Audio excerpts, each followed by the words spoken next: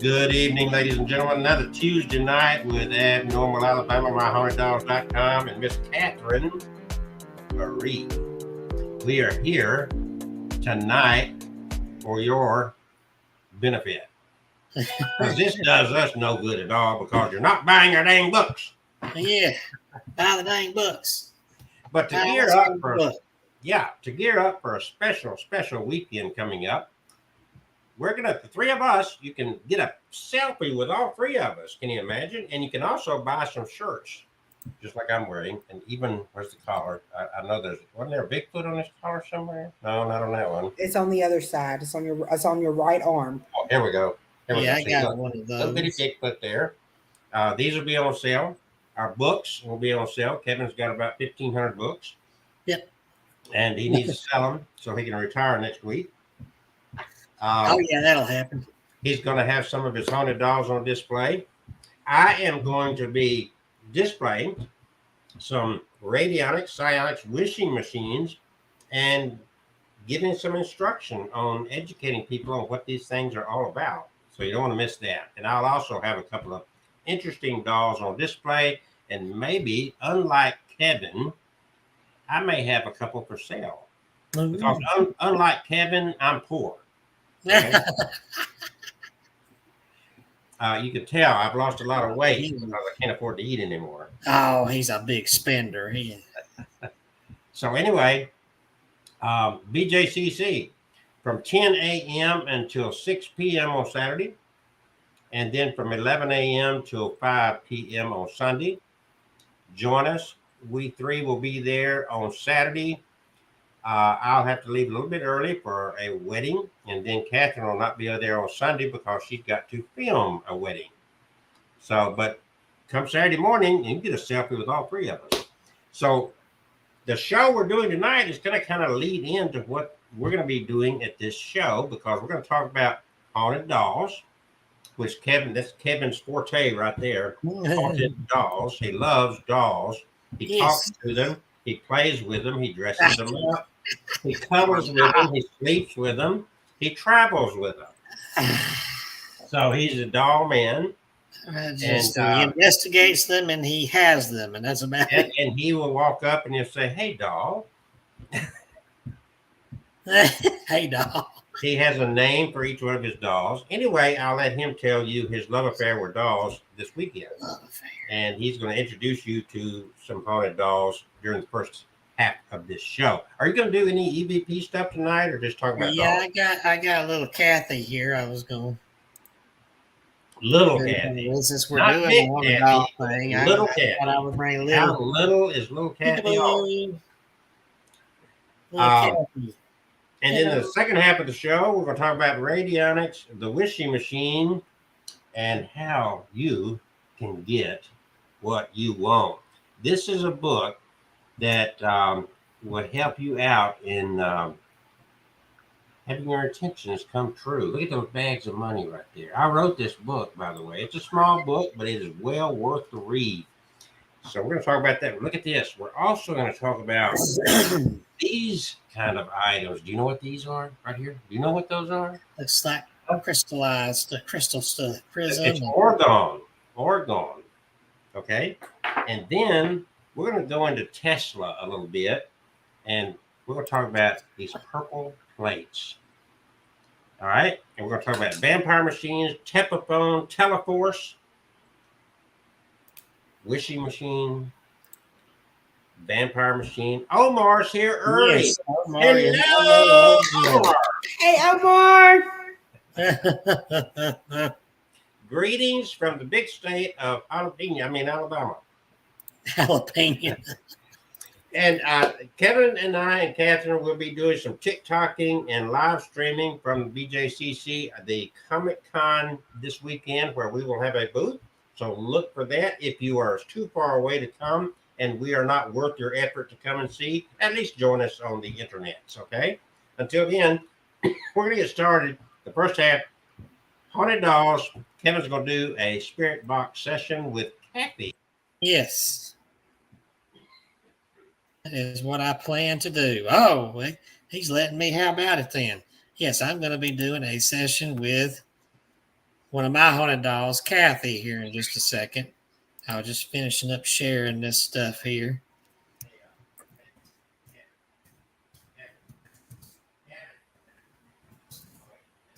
We can't hear you. Kevin. Yeah. Get that porn site off your computer. We can see the reflection in your glasses there. What porn site? That's Facebook. Is Facebook a porn site? I was sharing our stuff here. Are we porno here? Yeah, Kevin has no sense of humor, so forgive him.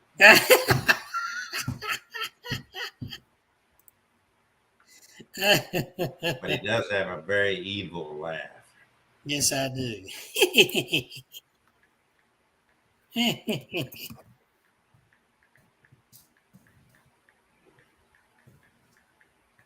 All right, I'm just sharing this everywhere. Okay, while he's doing that, wishing machine. Catherine, go get a wishing machine to show him the wish. Oh, wait a minute. I got here. I did a lot of loads here. So let's see. Which one do I want to? Here we go.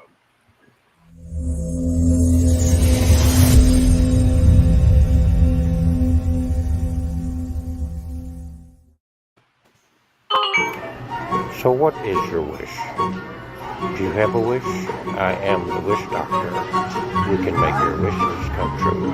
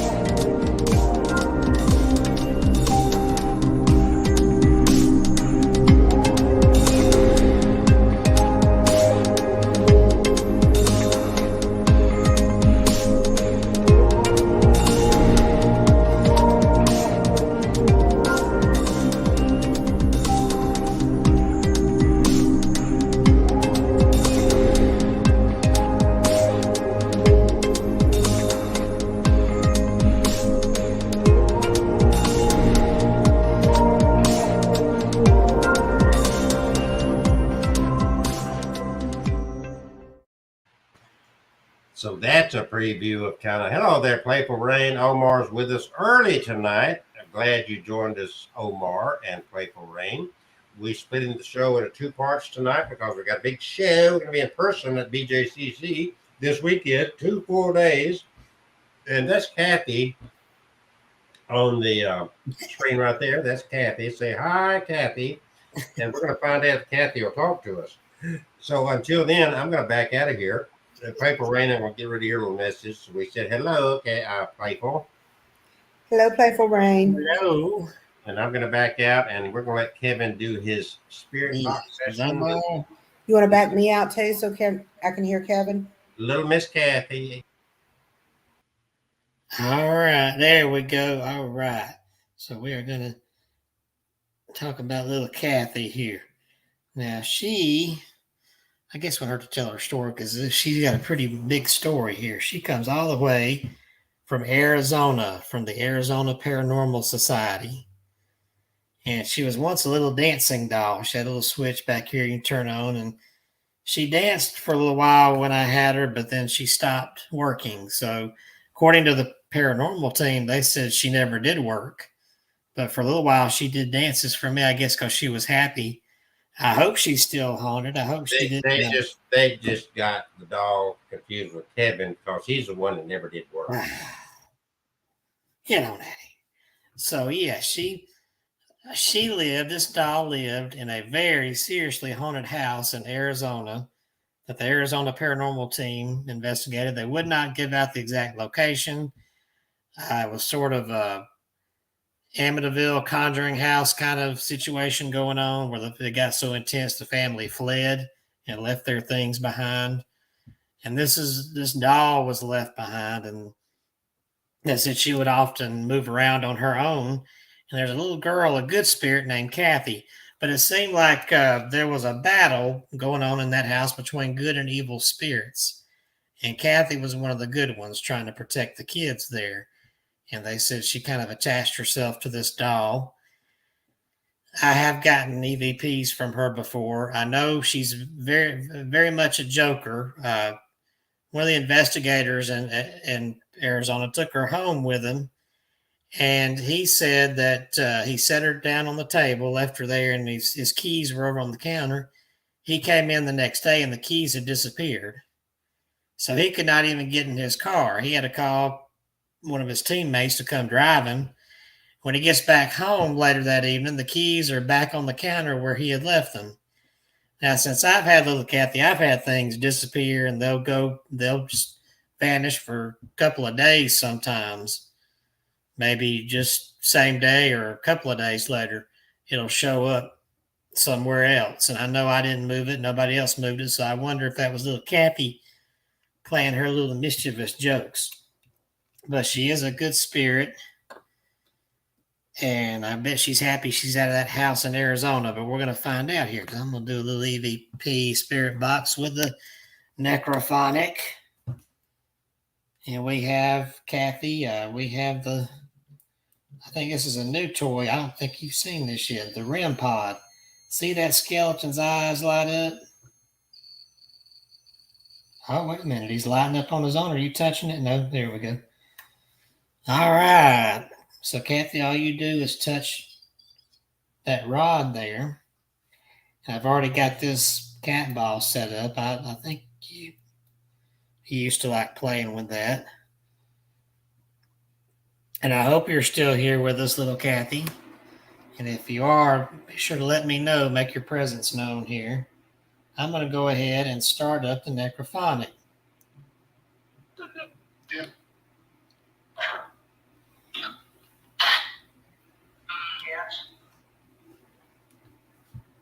Kathy, are you are you still here, Kathy?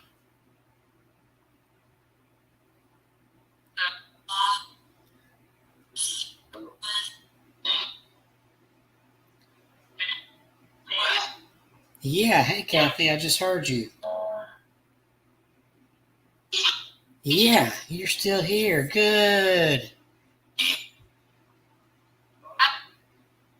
Are you still playing around and having fun? Yeah, oh, she's here. She's talking. Is that you that likes to hide stuff sometimes?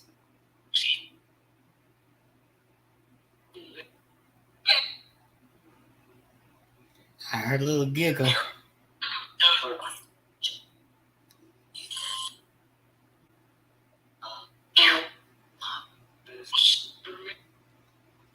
Did you make somebody's keys disappear one time? Yeah. Hey. How old are you, Kathy?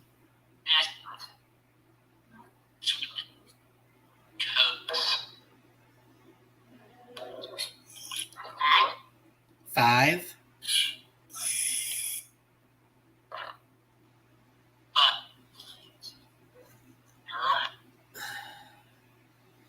Now, one person thought they had seen you before, your spirit, and they said that your legs, you had a problem with your legs when you were alive. Is that true?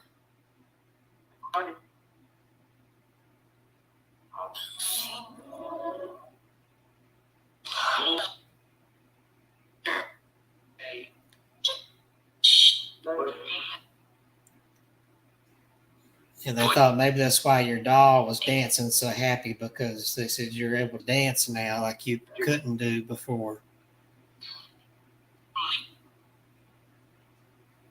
Are you running and playing?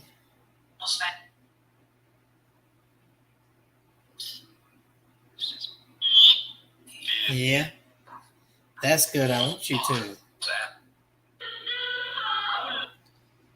Oh, there's that whiny voice again.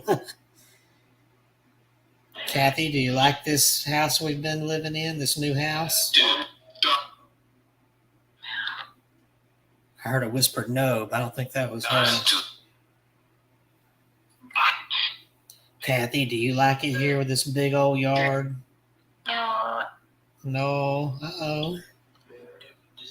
Why don't you like it?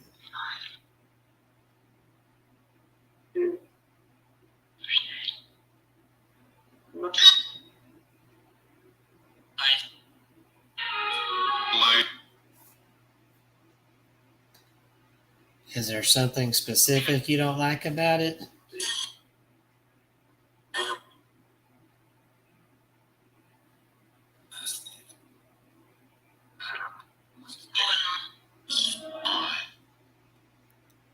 Do you ever go outside and run and play?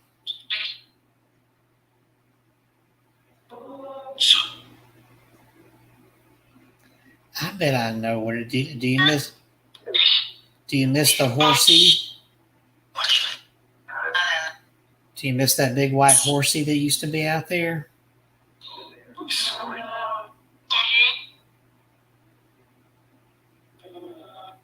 Yeah, I kind of miss that horse sometimes too, but he didn't belong to us.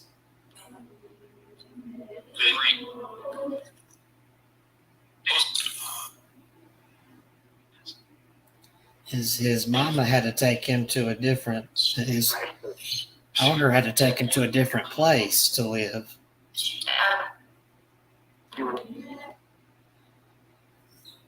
Do you want to play with some of these toys here? Will that make you feel better? You can tap the ball. Or here, play with the bell. You can make that ding. Or you can touch the wire on that skull, make his eyes go funny.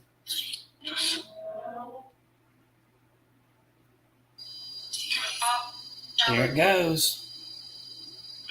Y'all hear the K2 meters going off? Thank you, Kathy. Was that you?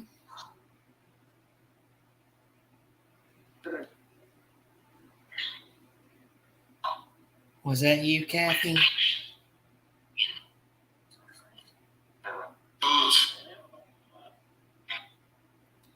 I heard a man's voice say fools. Who are you calling fools?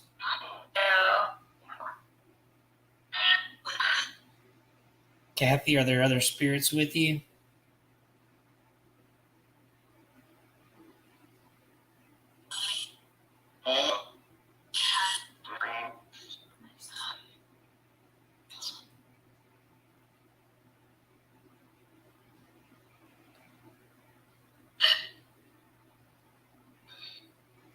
Can you touch this again and make the skull light up?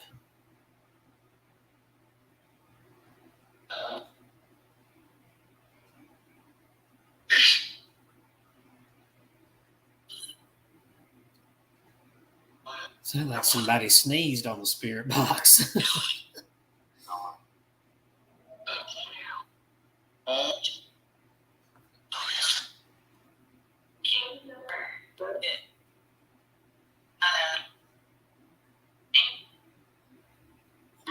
Your doll is adorable, Kathy. Did she belong to you when you were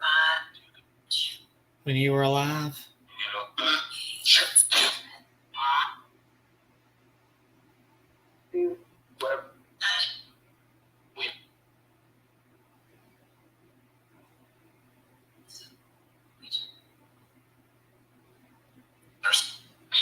So, a voice just said Ouija.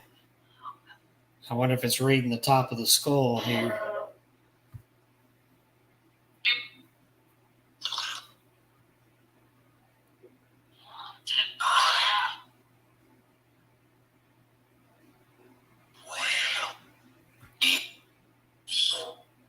How many spirits are here?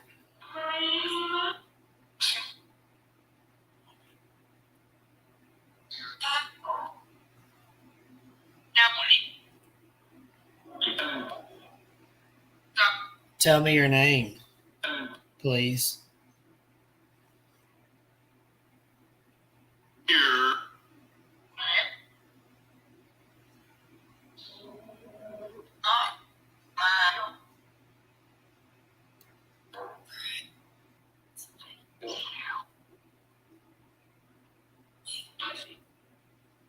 Kathy, are you still here?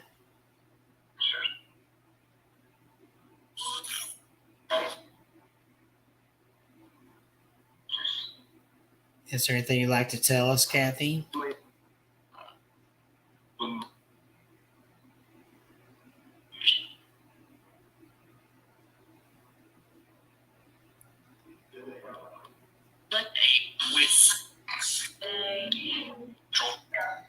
I bet you're happy to be out of that evil house in Arizona, aren't you?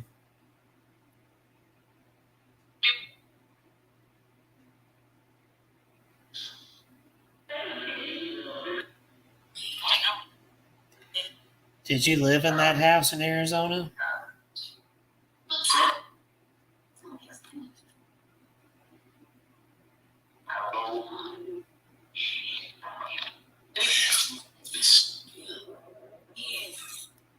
Did you help protect the family from those nasty spirits?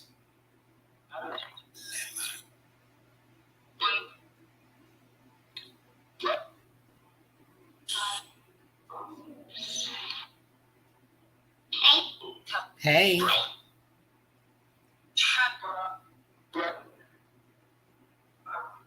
Was it really bad in that house in Arizona?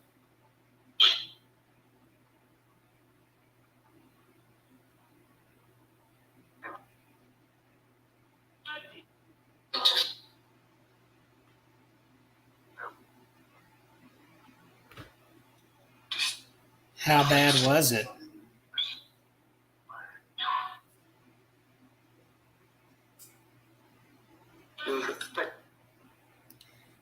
I mean, if you feel comfortable talking about it, I don't want to bring up bad memories for you.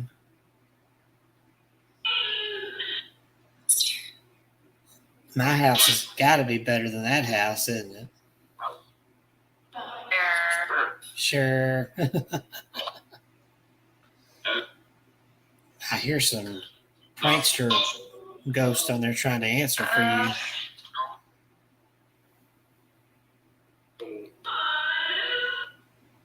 Kathy, are you happy here?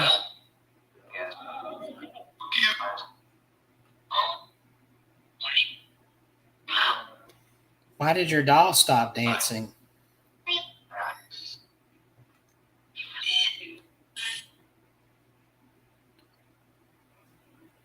Did I leave the batteries in too long?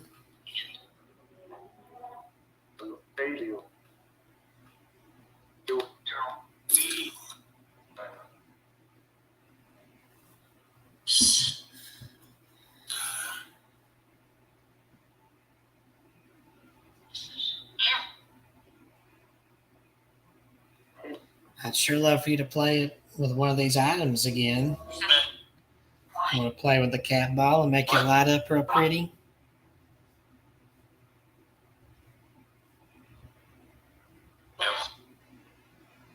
Well, go ahead.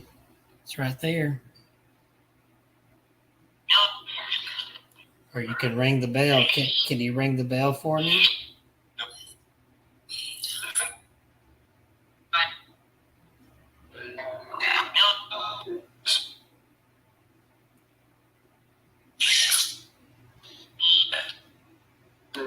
Or how about try that?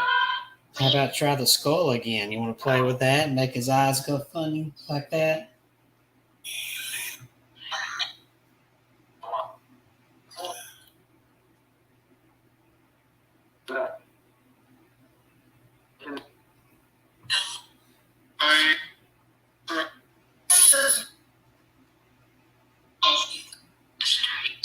What's your last name, Kathy?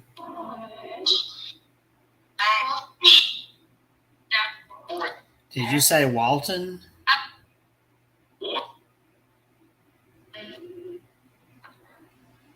Is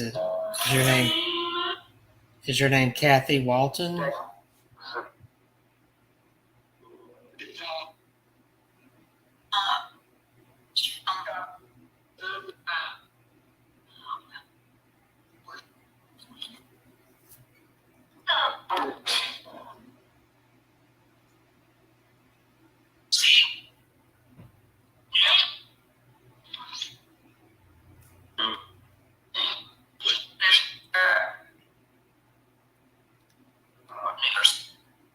Is there anything you want to tell us? We got just a little bit of time left. No. Did I tire you out already?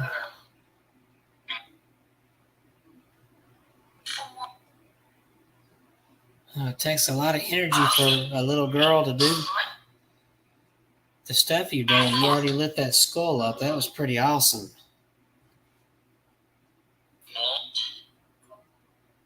I hope the folks that... Yeah, we... She said we... I hope the folks at home got to hear that or see his eye light up. Do you want to try to play it one more time? Touch that skull? Or one?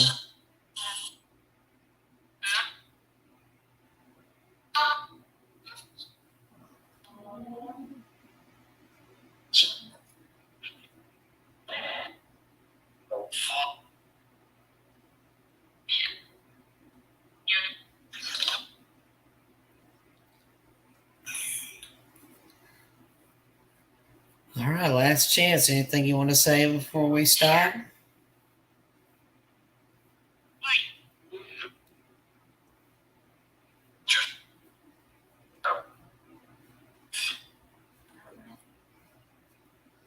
All right, well, I'm going to go ahead and turn this off.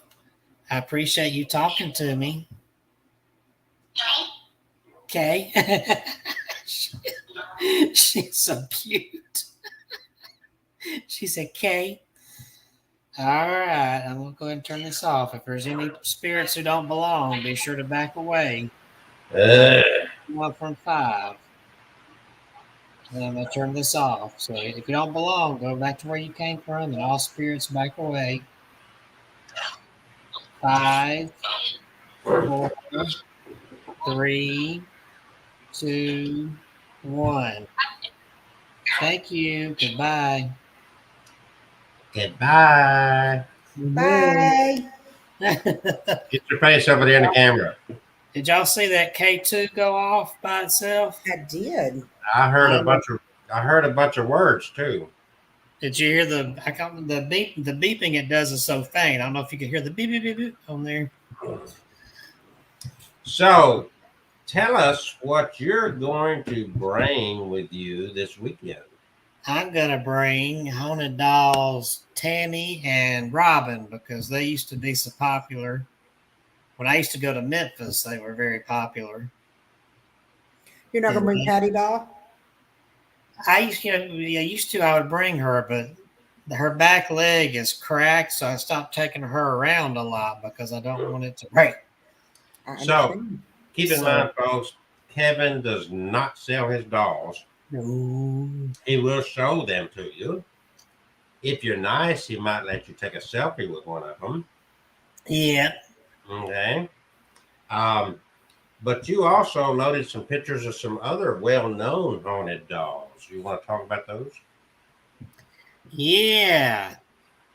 I tried to get some that were a little obscure, even though I did include Robert in there because I kind of like his story. I know how much you love Annabelle here, as seen here in this picture with me, but I know. And now that you mentioned that, I've got my version of a Annabelle type display thing that I'll be bringing, and it might be for sale. What? Never know. Everything's got a price. You're not talking about Sweet Caroline, though, are you? Talking about a different one? No. If I can get Catherine to straighten her out a little bit because she was moved from the office into storage for a minute, like you did your dolls. Yeah. And now I can't get Catherine to focus in and get her going again. Like I have nothing to do. No, she has you're nothing just sitting to there now. Jesus. All right, so Kevin's going to talk about some other dolls, and he's got plenty of stories. And how many books? How many different titles of books are you bringing to sell? Well, I know copies of the new book. The brand new book. I got to bring that. I'm gonna bring. In fact, I'll bring a couple of hardbound copies, but definitely, I got a bunch of paperback copies of this Dark Awakening. And then I'll bring both of the My Haunted Doll or My Haunted Collection books. I'll bring those. Okay. I got others in there. I'll probably stick out there too. I got my supernatural novels. I should have copies of every dang book I've written out there in my car. So Every dang book. but I probably just display the more prominent ones that You gotta watch figured out for. You gotta watch out for them dang books. them dang books. All right. So what doll should I tell about first? Should I tell about my own creepy, scary doll, or should I talk It's about? totally up to your discretion. Okay. You know what Well, I mean? I don't know if anybody knows. Of course, it was pretty fun meeting the lovely Annabelle last Halloween Annabelle, Doll in from Hell. Connecticut. But some of y'all may not know I have my own Annabelle type doll here. And mine, I know people are skeptical about the real Annabelle, but my doll is indeed a very frightening piece of work. And she looks very pretty and innocent. But I will not, I'm not taking her out of this house. I'm not taking her out of that case I got her sealed in. What? And I do not want to give her any attention like spirit box sessions because What? I don't want to encourage this little, I'm going to say this little bitch. But I was going to be nice and say this little demon. Keep in mind that Kevin does claim to be a righteous man. Kevin's the type of guy. I love Kevin to death, but he's the reason I quit going to church. Oh, that's bull. He stopped going long before I came around. He got tired of being around them perverted rogue guys, whatever they are. All those y'all call them priests or something. Oh, yeah. Some of your buddies. Oh, not mine. Mine. Although I've come across some pastors that It's have been promiscuous, and they promiscuous. graciously stepped down when they started practicing that. Oh man, it's like, yeah, okay, whatever. We have a Kayla Ray that's joined us this evening. Yeah, somebody had commented. I don't know if they were tagging a Kayla Ray or if they're saying their name is Kayla Ray or They were they were on Facebook and they were tagging. I think that is maybe her husband or something that said, "Hey, you want to watch this?" Oh, okay. You know how they tag people, yeah. I'm going to share this story then about my own scary doll that I call Dolly Not So Dearest, although her alleged name is Lori. And here is her picture. Oh, I love that. I love that outfit.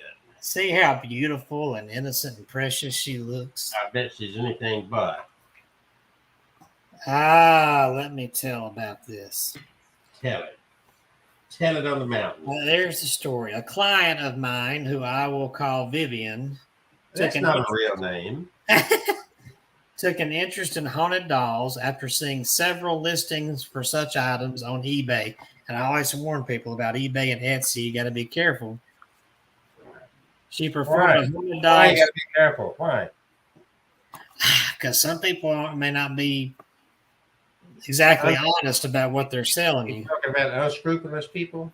Unscrupulous people. Perform a haunted... People without scruples.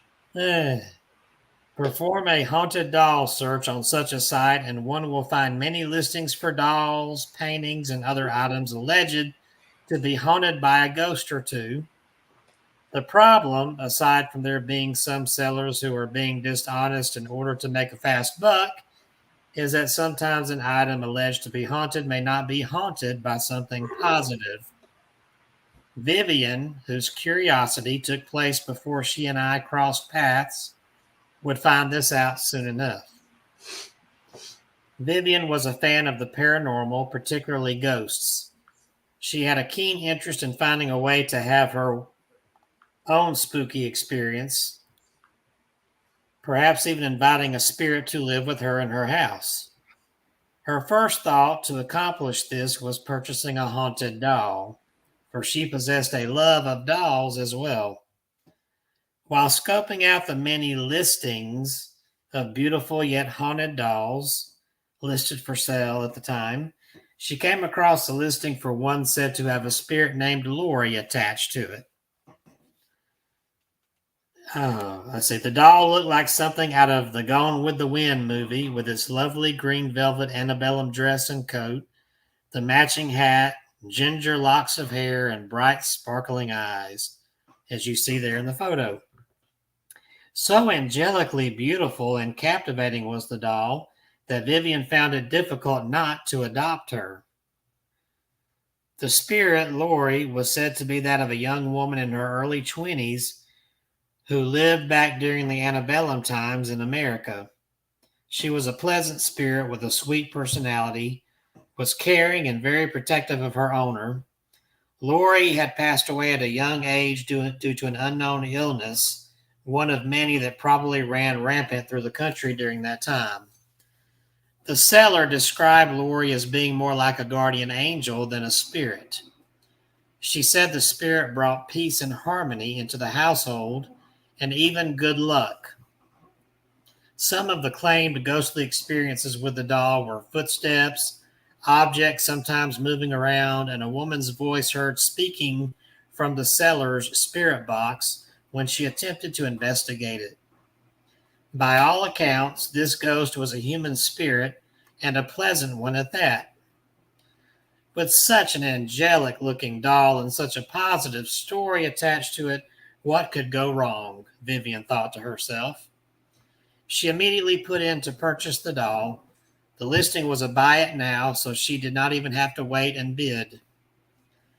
The doll was shipped rather quickly to Vivian, and she received it at her Baton Rouge, Louisiana home within a few days. She excitedly opened the box and pulled Lori out for a look. The doll seemed almost to smile at her. Absolutely nothing felt wrong about it. Vivian found a place in her living room for the doll and put her on display, eager to see what would happen and if she'd experience any of the ghostly occurrences for herself. Unfortunately, what she was about to experience was far from what the doll's prior owner described. A week passed with nothing happening in Vivian's home. The only other occupant of the house was her roommate, Anna, who was skeptical and not at all interested in the paranormal. Vivian and her roommate were good friends and had lived together for at least a few years in the home. Prior to obtaining this doll, they'd never experienced anything strange. So, eager to see something happen with the doll, Vivian started to feel a little bit disappointed. Early one morning, about 2 weeks after the doll's arrival, Vivian awoke to a sensation running down her right arm. Her pajamas consisted of a sleeveless t-shirt and shorts. She slept on her left side with her right arm and shoulder exposed above the covers. It felt as though something had taken 4 needles and dragged them along from her shoulder down to her forearm. Sitting up in bed, her eyes adjusting to the daylight that poured through her window curtains, she turned her head to the right to look down at her arm. On the surface of the flesh of her right arm were 4 vertical scratches running from the top of her arm down to her elbow. Judging by the dry blood dotting each scratch, it appeared they happened at some point during the night while she slept. A cry from the hallway reached her ears. The sound came from the bedroom of her roommate. Springing up from the bed, she hurried down the hallway to Anna's bedside. My K2 meter just went off. There she found Anna sitting on the edge of the bed with her hand holding her right arm. The breath caught in Vivian's throat as she slowly approached Anna and looked at her arm.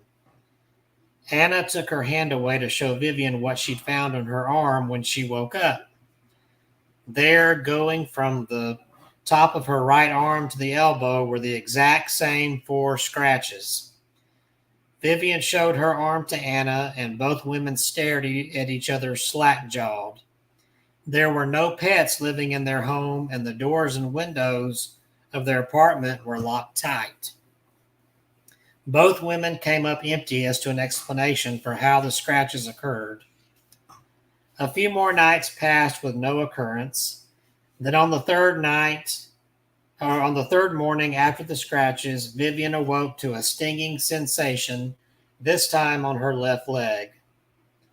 Sitting up and throwing back the covers, she found 4 claw marks running down her leg. Dried blood bubbled along each mark. The scratches ran perfectly vertical alongside each other, as if, once again, someone or something had dug long fingernails into her flesh and dragged them along for 5 or 6 inches. When she got out of bed to check on Anna, she found her in the hallway bathroom with her left foot propped up on the toilet lid and her housecoat tail lifted to her left knee.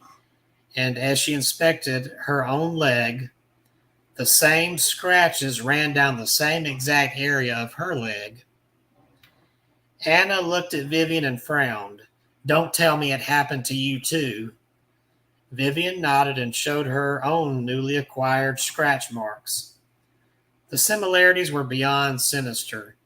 Vivian now wondered if something else clung to the doll she had invited into her home. Something not nice, not like the seller described. The next night, the violent nightmares began. When speaking of these nightmares, Vivian described them as like nothing she'd ever dreamed before in her entire life. In the first one, she found herself walking through their house in almost solid blackness, save for a few slits of lights that came through the windows. The temperature felt ice cold, and she wrapped her arms around her shoulders, rubbing them to try to stay warm. Inside their living room, she flipped the switch for the lights, but nothing happened.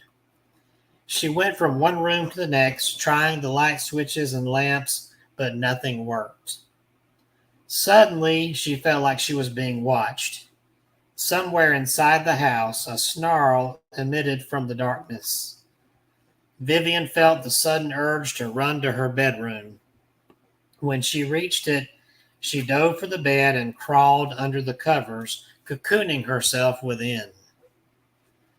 After a few moments passed, Vivian lowered the covers from her eyes and looked toward the doorway. Standing in the doorframe was what she could only describe as a misshapen humanoid creature.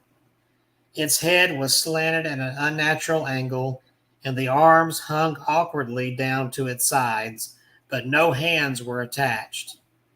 It held no features, not even a face, but appeared completely black like a shadow. A snarl erupted from the thing and into her bedroom, causing the walls to vibrate around her. Vivian woke up from the nightmare sitting straight up in bed, sweat pouring down her face and neck. It was morning and sunlight pilfered the room. No creatures appeared before her and no snarls vibrated the room. Only the silence of the house and the chirping of the birds from outside reached her ears. Though the creature vanished with the daylight, it was far from gone.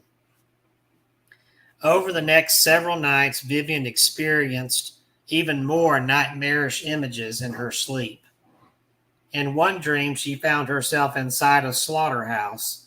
The light inside was dim, but she still saw dried blood running down the walls on all sides. The smell of rotten meat filled her nostrils.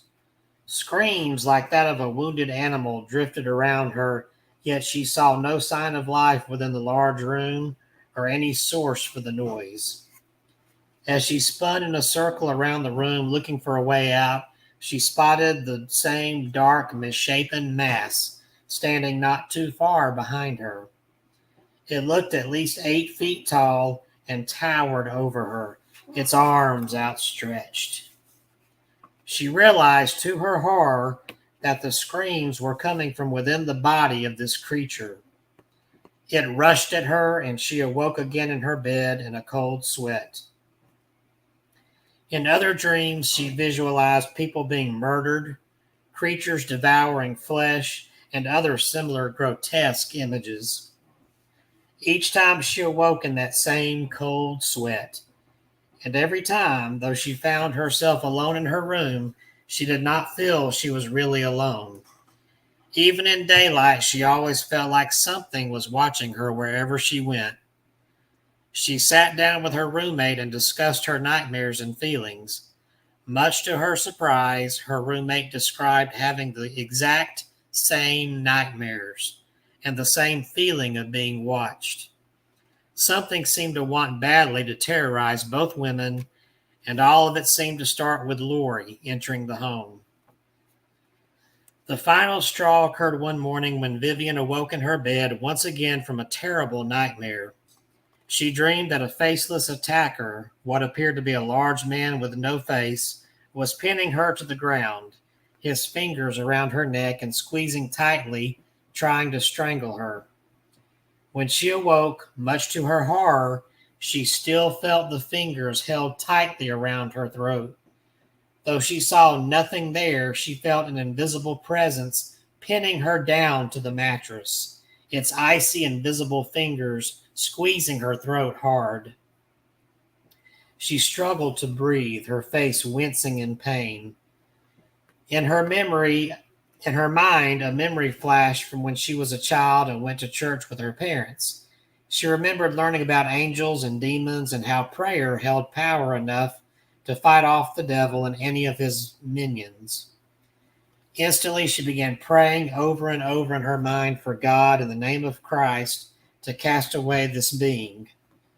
She kept silently chanting the name of Jesus over and over. As she did, the fingers loosened and the weight on her body felt lighter and lighter. Eventually, the fingers and weight disappeared all at once, and she sat up in bed and caught her breath. A burning sensation crawled across the skin of her throat as if something hot had touched it just moments ago. She got up, walked over to the mirror above her dresser, and studied her reflection. On her neck were red marks in the shape of large fingers. The marks remained throughout the morning, but then faded away before the day ended. One of Vivian's close friends heard about my Facebook page, My Haunted Dolls, and my work with haunted items. She recommended me to Vivian for contact to seek help with ridding her home of the problem. She messaged the link from my page to Vivian, and Vivian immediately clicked on it and messaged me. When I read her story, something about her message told me she was genuinely scared. I did not feel this was just some crazy person seeking attention, especially since all she wanted to do was just ship the doll to me. She did not want anything from me. She just wanted to rid herself of this doll, and she was adamant about this in her message. So instead of reading, I can go ahead and tell the rest of this. So I had a look at that doll, and it felt strange to me when I saw this picture here. So I agreed with her, if you want to go ahead and ship it, especially since she didn't want anything back from me. I mean, most people want they want something in return, like they'll want a ton of money or something, and that makes me feel like, well, that's probably just them trying to make a buck, and that's not really haunted.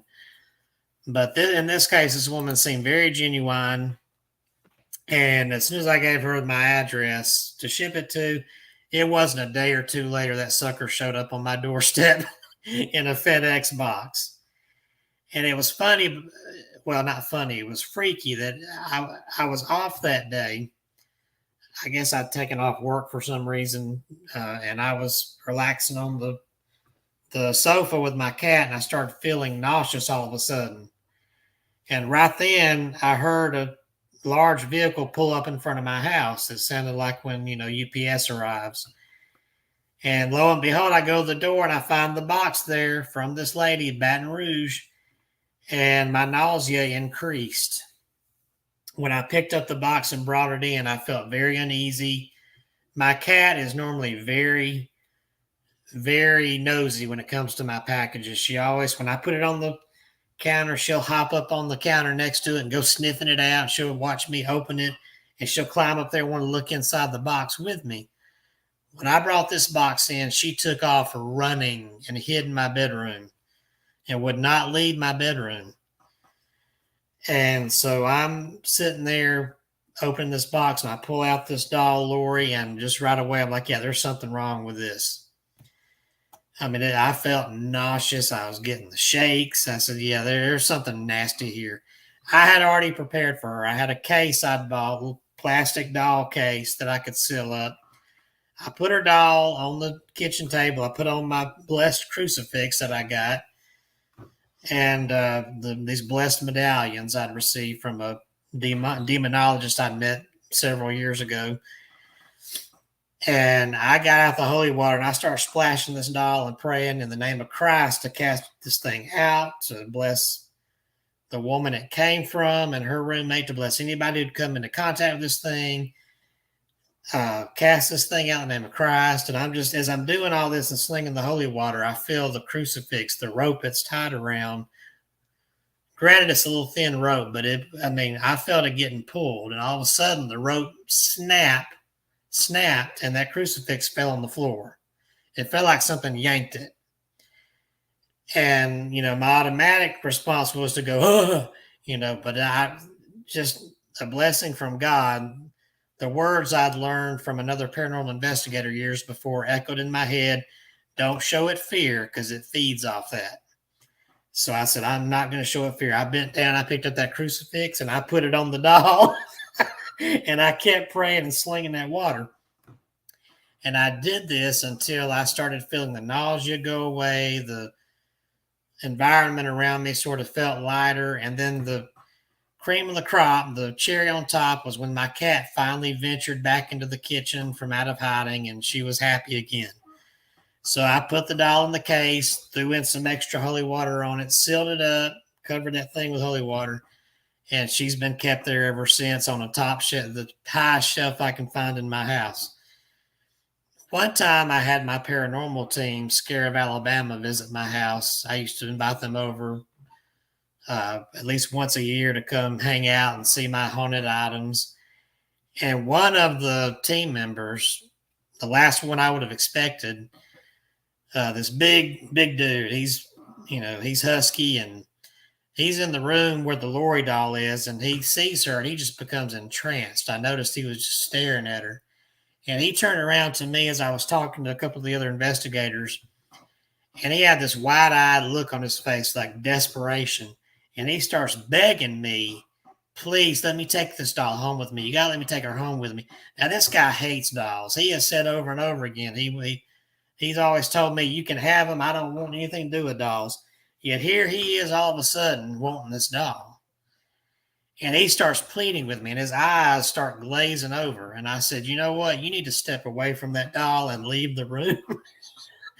I said, I think she's having an effect on you, and trust me, you don't want her climbing into your head. So, I gave her a dirty look, and I'm sure every night I've gotten to where I just say a blessing to bless these items anyway.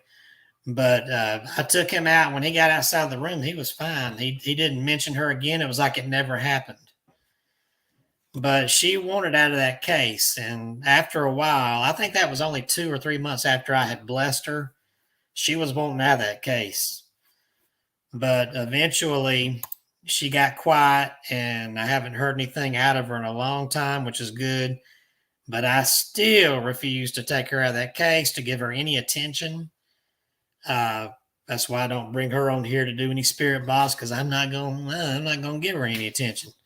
She needs to stay right where she is. And go ahead and get the picture. Bring her this weekend. I ain't taking her to that. I have an opening this weekend. I'm not taking her to that big old convention hall where she can possess everybody there, and then there's going to be some violent thing happen. That'd be so fun.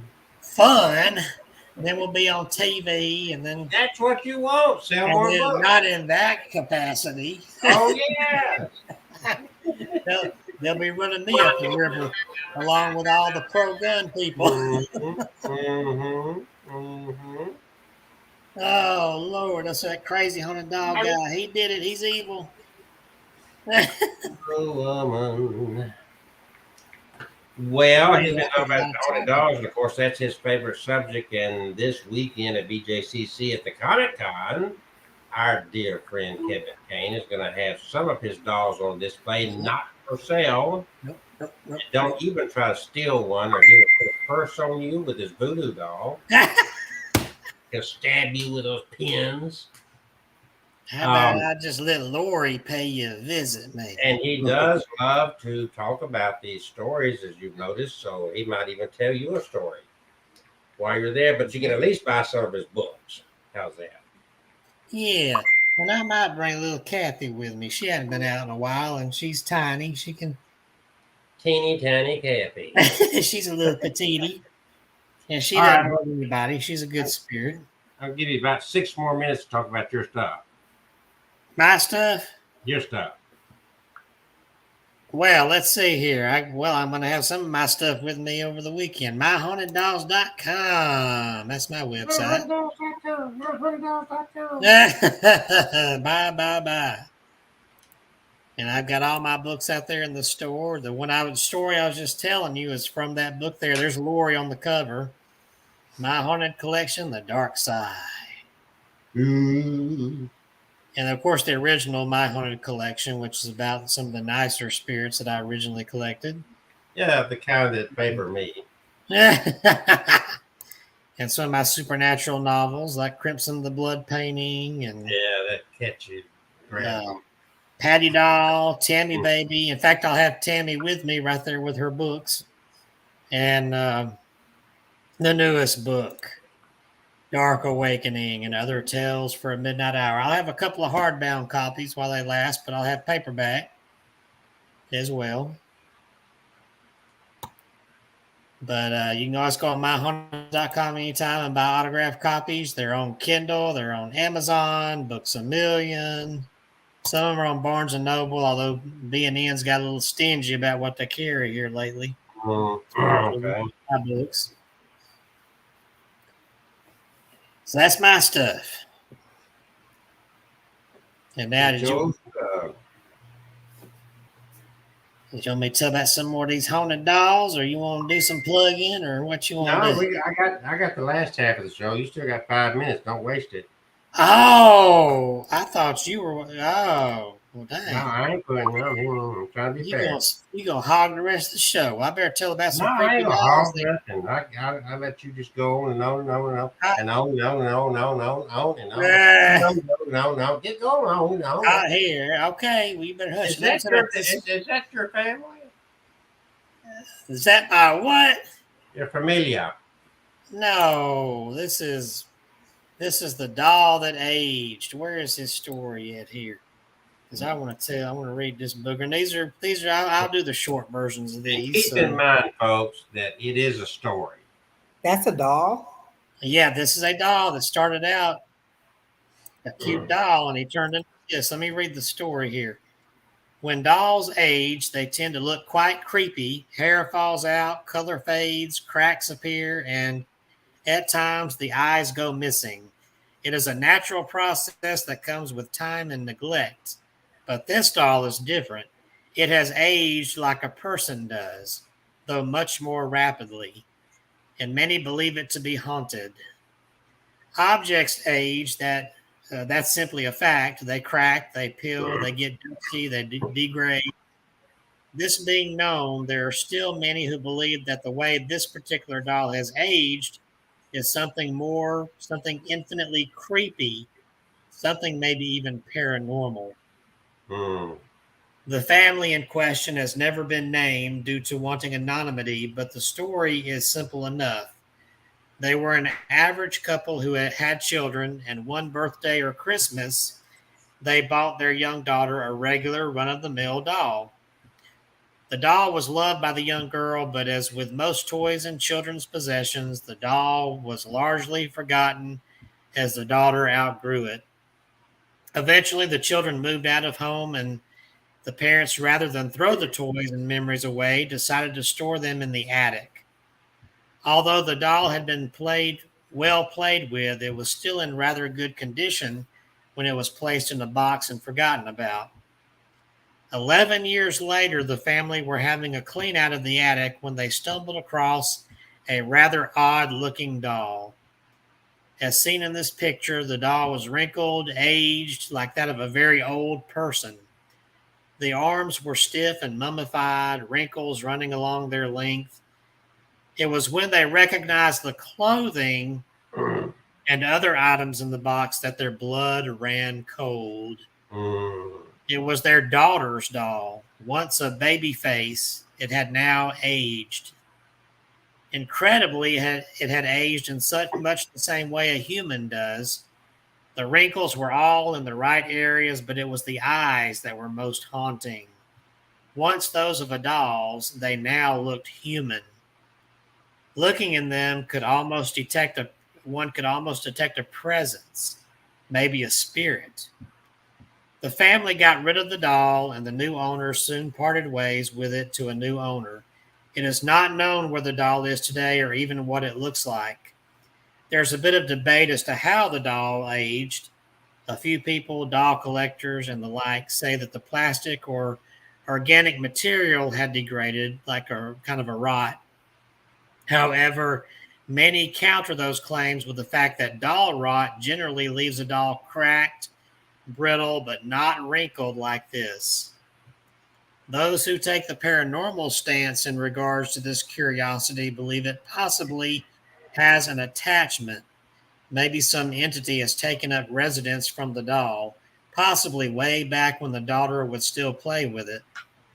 Or maybe there is someone out there retaining their youth and beauty well past their best before date, as the doll bears the burden of age like the picture of Dorian Gray. Of course, that's just a joke, but either way, it is a creepy looking doll and an interesting story. So, what do you think? Is it doll rot? Is it haunted? Or something else entirely? It's a real miniature person. A real miniature person mummified. A midget. It reminded me of those little dolls that we used to make as kids out of apples. Yeah, yeah, I've got one of those. Dolls. I've got one of those. And there's another one here I'll tell about real quick. Charlie the haunted doll. Oh, he's not gonna let me talk. He knows he's just taking over the hotel. Oh, I was gonna do this one right quick, and then you just whatever. Now where's Charlie? There he is. That's Charlie. Charlie, the haunted doll. Charlie was first discovered in the attic of an old Victorian home in upstate New York in 1968. Charlie was locked away inside a trunk with newspapers dating back to the 1930s and a yellowed piece of paper that had the Lord's Prayer written on it. The family placed the figurine on display with their other dolls and toys. Soon, however, Charlie seemed to move on its own, swapping places with the other toys. Not long thereafter, the family's youngest daughter claimed that Charlie spoke to her in the middle of the night. The parents dismissed the claim, chalking it up to their daughter's overactive imagination, but the little girl and her siblings were terrified of Charlie. They refused to go near it, and when mysterious scratches appeared on the little girl's body, the family decided to take Charlie back up in the attic trunk. Charlie now resides at Local Artisan, a Beverly, Massachusetts oddity shop just minutes away from Salem, so you can swing by and say hello if you dare. And that's the end of that story. So now you can go ahead and talk, and then I got more later if you need it. But look at it. Catherine, did you get one of the wishing machines? No, you said you had one. No, I did not. I played a video. Yeah, well, I will go get We're one. going to talk about wishing machines. We're going to talk about Radionics. We're going to mention the purple plate. Yeah, We're going to I can take mention a nap the while you do that. organ pyramids. And we're going to talk about getting what you want. Oh, it's going to be an infomercial for the He next wants hour. demonic possessed dolls. Send them to Kevin Kane. He's going to do an infomercial for the next hour. It's not infomercial. It is infomercial. You That get guy it. that used to wear that money covered So suit. listen up. Listen up. Imagine yourself getting up, going to your car, ready to drive to work. Not Kevin don't have to do that because he works from home. You get up early, you get dressed, go out to the vehicle, you open the door, put the key in the ignition, but it has no gas. It does not start. It has no energy, so it can't move. It doesn't matter how much you thought about the idea of going to work to do your job. All the arrangements, the preparation, your willingness just was not enough. A basic and essential element is missing: the power to transport you and your vehicle to your destination. I am using this analogies, and I'm going to lead into, I'm explaining what radionics is, the wishing machine, and give and best understanding I can if she don't tear up my wishing machine. I'm not. It's not finished. Okay. So anyway, Bought it. she's kind of showing one over there. um, so a basic and essential element is missing: the power, the energy. You've got to have this energy. This same principle applies to visualization. The power of your mind to be completely amazing, but it needs fuel. What is that fuel? The energy produced by emotion. It's a powerful force. We all know the difference between a motivated person from one who is not motivated. The first one shows radiant, the other seems dull. A positive emotion generates a visible energy that you can feel. We're talking about special vibrations. When I was younger, back in the 60s, we were talking about good vibrations. There was even a song about good vibrations. Do you vibe? Do you feel the vibe? So if you want your thoughts to be powerful enough to build and materialize, you need to generate emotion and get excited about them. You feel them as real and reachable. And you notice how the energy moves through your body when you meditate about them. That energy would feed an imaginary construction and rocketing them into the physical world. Now, let me give you another example here as to what we're talking about. You may have heard of Warren Buffett, one of the wealthiest men in the world. So, someone actually bid and paid $2.3 million just to have lunch with Warren Buffett. The highest price that was ever paid for such a power lunch was $3.5 million by an anonymous bidder back in 2012. Every year, people bid and pay to eat dinner with a wealthy and famous person. From Bill Gates to well-known politicians, it does happen. It's real. In other arenas, people clamor to get an autograph or a selfie. Kevin gets autographs, and he's excited about it. He posts them on social media. You can feel the energy that he radiates from getting this. Sometimes he's able to get a selfie with a famous entertainer. Some people like to get pictures with athletes or anyone of notoriety. What exactly do these people expect to gain from their expense of paying to eat with one of these people? Are the efforts they put into getting an autograph or having a picture taken with this well-known person or that one? Certainly Bill Gates or Warren Buffett, neither one can divulge their vast wisdom over a short dinner or lunch. That rock star or movie star has nothing of value to offer in that few short seconds of smiling in a selfie photograph, nor are they able to transfer any success energy via their signature on an 8x10 glossy photograph. Or can they? Have you ever felt the electricity around such? I have, just from being around Kevin when he orders and gets an autographed picture, even though he is in 20, 30 miles from where I live.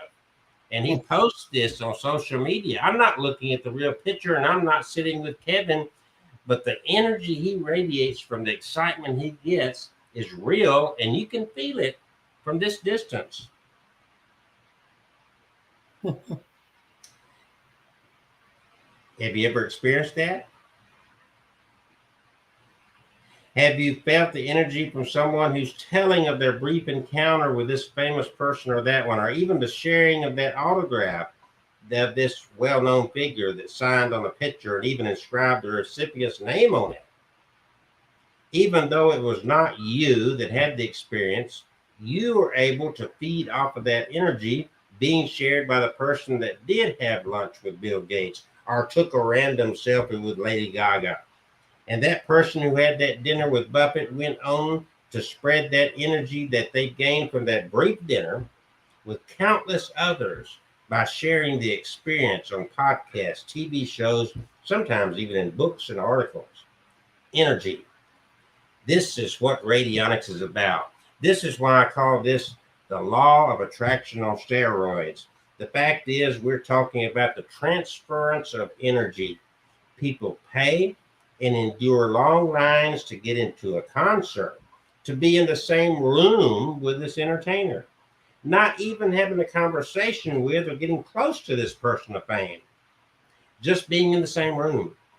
And they gain vast amounts of energy from it. Of course, it affects some in ways that does not affect others. Some would go to great lengths for that dinner with Bill Gates or even pay just to hear him speak from a stage. Others would get their energy from sitting in the nosebleed section of a Pink concert. In both cases, the attendee walks away revitalized, filled with excitement and wide awake. Again, it was simply a transference of energy. But where did Bill Gates get that energy that he transferred so easily to his companion at dinner? From what source did Lady Gaga get her energy from? The vast majority of people that encounter a certain problem spend an extraordinary amount of time mentally representing the difficult situation that afflicts them. They put effort into their lives. Let me give you another example. Since I'm talking about some entertainers here, like Lady Gaga, Pink, and whatnot,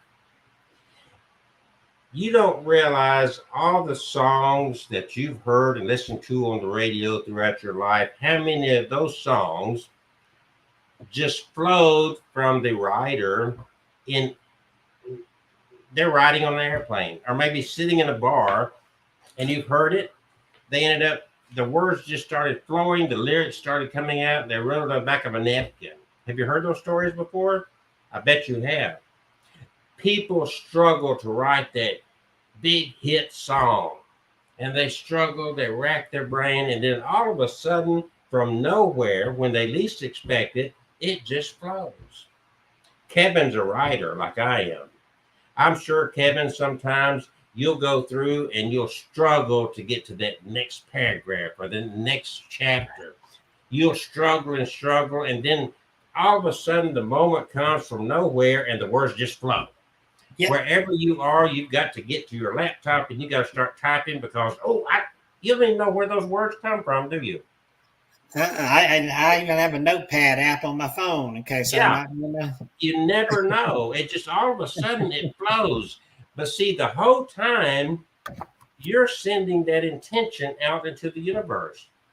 You're sending that thought out that I need these words. I need to know what the next part of my story is. You're constantly sending that energy out. Then all of a sudden, when you least expect it, you're in the middle of a project, you're taking a shower, you're at 3 o'clock in the morning, and all of a sudden, bam, it just flows. And you just write, and that story flows. It's like, and then I don't know how your writing is, but I look back at some of my writings and I think, where the hell did that come from?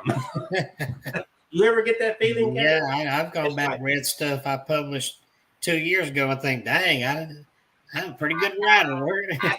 I look at mine sometimes like, dang, that person that wrote that knew what they were doing. That's the power of what energy is.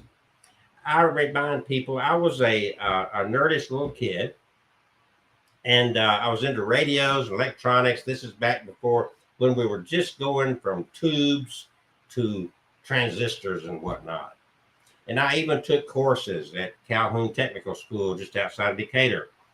I'd go to high school and then go there too. But the bottom line is I was fascinated with this stuff, and I learned how to build what is called a crystal radio.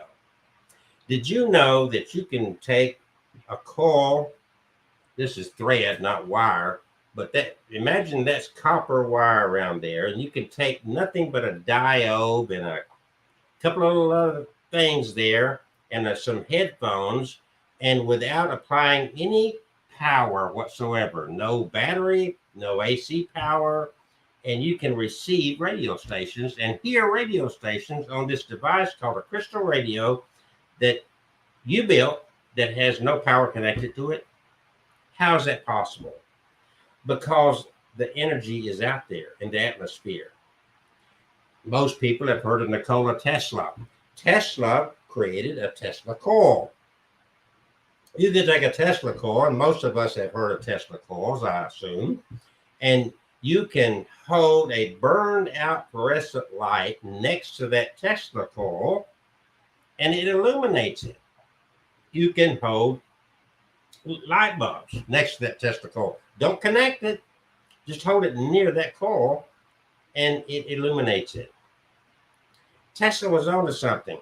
He wanted to be able to share electric current without wires, and he had succeeded in a certain level. Just like the radio waves that are received on a crystal radio, it's energy. The whole thing we're talking about in life is energy. So when we're talking about, well, let's say this, billions of people believe in prayer. I'm sure that Kevin is one of those.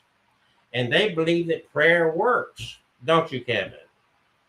You honestly, sincerely believe that if you pray, that prayer goes out into the universe, reaches your God, and has a profound effect. Yes, You may not get the answer you want always, but you feel like you do get something in return, don't you? Yes. Okay.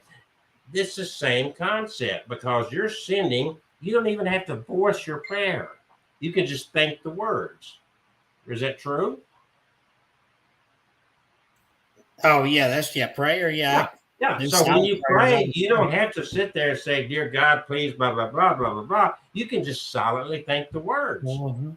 And so vocalizing it didn't make any difference because you get the same effect. Just you could say that's telepathically, if you will, sending it out to your God. You're not having to vocalize it. The bottom line is it's all about energy. I think that we could all agree that when we talk about God, we're talking about energy. Okay. Jesus was said to be the light of the world. Well, what does it take to be light? You've got to have energy. It's all about energy. So that's what radionics comes down to. You're harnessing this energy, you're putting your intent into it, and you're expecting results. So that is the best way to describe. I like to call it the law of attraction on steroids. When I developed this concept, I'd heard about what was called a wishing machine. I never built one. I'd never studied it that deeply, but I designed my own with my own special ingredients, given my background, not only my background in electronics, but also my background in theology and spirituality, and combine these things. In my book, you'll learn about the orgone pyramid. Now, I use a couple of different ones when I build out some of my machines. I have a very inexpensive model that is a toned down model. It's very basic. And then I have other models.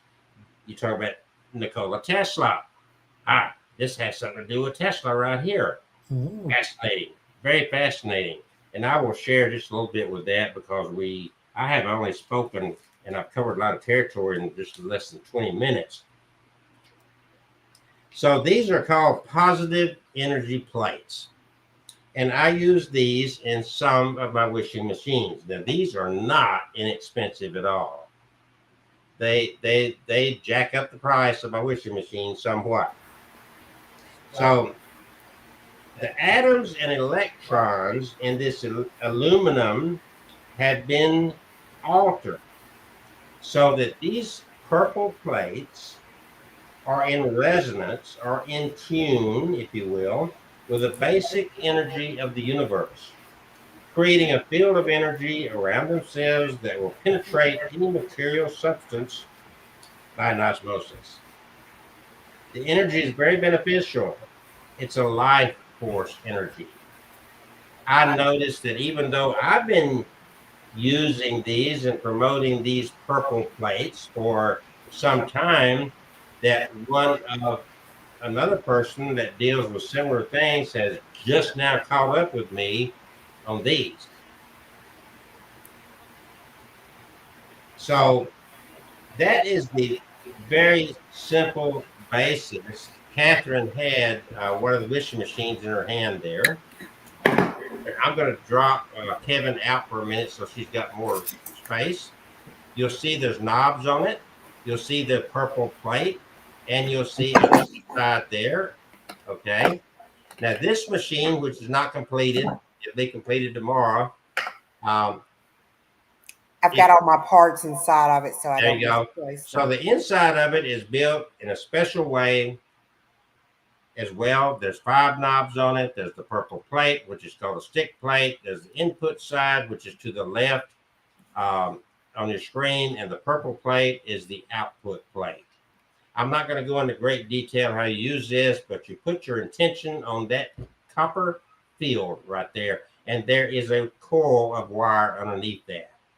You'll also see there's 2 jacks down at the bottom below those knobs. The one under the copper plate is the input jack. The one on the other side is the output plate. There's a reason for those. This machine will have 2 or 3 additions, and we call this the Trinity machine. The Trinity machine is a combination of all the components. It is the most beefed up version of radionics psionics that you could possibly ever find in the world today. I put forth a lot of effort on this to design this, and I guarantee you'll find nothing else like this anywhere. So again, in my life, we talked about good vibes, good vibrations. So when we talk about vibrations, you have to ask yourself, what vibration do you have? And then to answer that, it would be conditioned by a second question: what vibration do you have in relation to what? Many people are lucky in terms of love and relationships, but they are a disaster economy. Others have iron health, but do not relate well to their peers. They're those who enjoy privileged intelligence, but are always having labor difficulties. This is seen from a perspective, or the opposite. We say that most people enjoy harmony in certain areas of their lives while suffering dysfunction in other areas of their existence. In radionics, it's said that we may be subject to balanced or unbalanced vibrations in relation to anything that we could possibly imagine. We may be unbalanced in health in general, or concretely in some particular organ. The imbalance produces disease, and balance produces health. We may have disharmony in relation to our state of mind or our behavior, also in relation to a negative economic situation, or in relation to the relationships of couples or communication with others. Radionics establishes ratios or alphanumeric codes that represent positive states for just about anything, because it's all, again, energy, be it material or immaterial. So when I touched briefly to follow this train of thought, when I touched briefly about the songwriter that was trying to put out, let me go a step further with that. Have you ever walked into a room, like at a party, or just a room full of a handful of people, and you may know a couple of people, but there may be some people you don't know, and immediately, without knowing anything about most of these people, you get a negative feeling? Have you ever had that happen? Have you ever met somebody and it's like they're not doing anything ugly, they're not saying anything ugly, they're not giving you any reason, but immediately when you're in their presence, It don't feel right. Have you ever had that happen? I bet you everybody's had that happen at some point in time or the other. See, we're all giving out this, what some people call aura, or this energy. So this energy you come in contact with, you're feeling it, and that energy just don't feel right, and your response to it is like, I need to get the hell out of here. I don't know why. I can't explain why. You've met somebody. I know in your life at some time or the other, you come in contact with somebody and you walk away. Well, let's say your sister met a guy and she says, oh, I want you to meet this good looking guy. He's got a good job and I really want to marry this guy. I'm dating him. I want you to meet him, sis. So you meet him finally and you get this feeling. You don't know what it is, but something is just not right. You're feeling that energy off of this person that, gee, that's just not right. So when you get private time with your sister, you say, look, something's wrong. Get away from this cat. I feel something's wrong. She don't know what's wrong. You don't know what's wrong, but that energy has sent you a message. You got a warning from that energy. That is a non-physical way that we share this energy, just like the songwriter and the author, like Kevin, goes through this entire process of, I got to finish this book. I got writing to do, and I've got this mental block, and I can't get anywhere. And I'm sitting out, my thoughts are all about, I need words, I need a thought, I need. And it's like, huh. And then all of a sudden, out of nowhere, when you're not even thinking about it, oh, it enters, it's there. The words start flowing, and you write that hit song. In 2 minutes, you wrote a song that you've been racking your brain to try to come up with an idea for 3 weeks, and nothing happened. It's energy. That's a non-physical way of dealing with what we're talking about with energy and getting your intention, the wishing machine.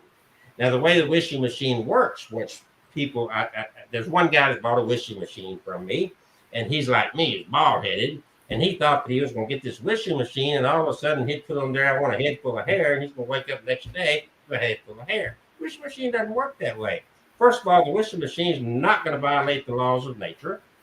Second of all, this is the way the wishing machine works most of the time. So what's one thing that we all need is money, right? So you set up your wishing machine, and you letting the wishing machine know in the input plate, I need money. So you put that there, and then you put something there that represents you, and you go through the process of getting the machine set, and then you walk away from it. You're not going to walk up to your machine the next day and find that your money doubled. No, what's going to happen is you're going to be provided with the method to get what you wanted. So I know somebody that they really need anything, but they wanted to experiment with the wishing machine. They bought one, and it cost them $300.